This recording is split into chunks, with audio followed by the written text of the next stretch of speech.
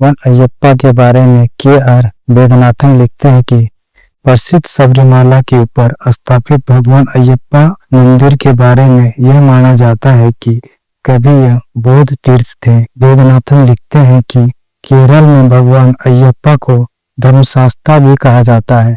संपूर्ण केरल राज्य में मंदिर धर्मशास्ता को समर्पित है। यहाँ तक कि दूसरे देवताओं के मंदिर को भी शास्ता मंदिर कहा जाता है। बुद्ध की शिक्षा को ही सद्गम कहा जाता है। शास्ता बुद्ध की एक उपाधि है। बुद्धों की नित्य की प्रार्थना में बुद्ध को आज भी शास्ता कहा जाता है।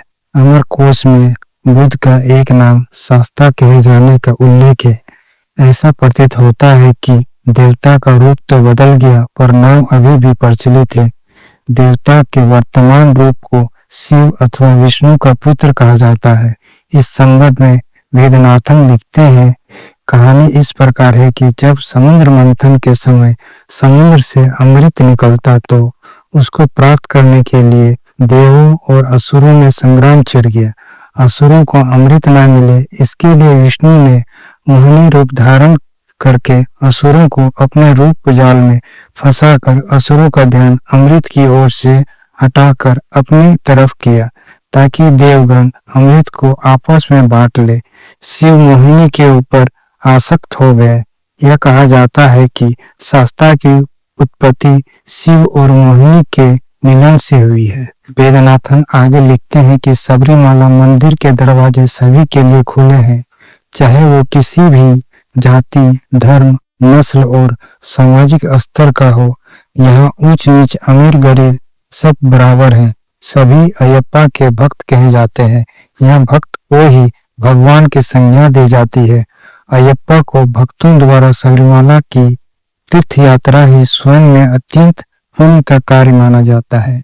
इससे अत्यंत कठोर नियमों का पालन होता है। यह सर्वविदित है कि यहाँ की 18 सीढ़ियाँ उन्हीं को चढ़ने की आज्ञा दी जाती है जो उन निर्धारित नियमों का पालन करते हैं, पर यह बहुत कम लोगों को ज्ञात है कि जिन निर्धारित नियमों का पालन आवश्यक है वे बुद्धों द्वारा 8 शीलों की प्रतिज्ञा किए जाने के समान है।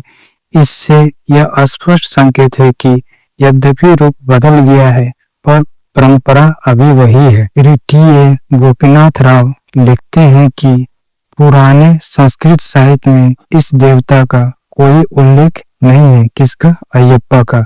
यहाँ तक कि शब्दकोश में भी इनके नाम और उत्पत्ति का उल्लेख नहीं मिलता है। विष्णु पुराण में मोहिनी का उल्लेख मिलता है, परंतु भागवत पुराण में पहली बार हम पाते हैं कि हर मतलब शंकर और विष्णु के मोहिनी रूप में आसक्त हो जाते हैं।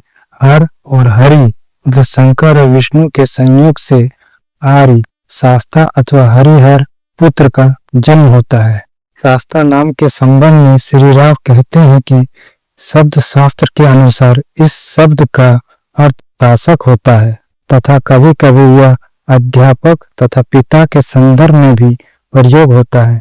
अमरकोश के अनुसार इस शब्द का प्रयोग बुद्ध के लिए भी होता है। यदि अमरकोश में वर्णित शास्ता शब्द बुद्ध से मिलाएं तथा इनकी तमिल देश में हो रही पूजा के परिप्रेक्ष्य में देखा जाए तो यह निष्कर्ष निकलता है कि बुद्ध को हिंदू देवताओं के सम्मुख में कालांतर में जोड़ा गया है तथा पुराणों में इस संबंध में कहानी बाद में हिंदू मूर्ति शास्त्र में जोड़ी गई है। थिरु एन वन्नामलाई का कहना है कि यद्यपि बौद्ध धर्म तमिलनाडु से समाप्त हो गया है पर यह तमिल में आत्मसात हो गया है। तिरुमल बुद्ध के नए अवतार हो चुके हैं। सत्यनार, अय्यनार, धर्मराज तथा बोधिराज की पूजा प्राचीन बुद्ध पूजा है।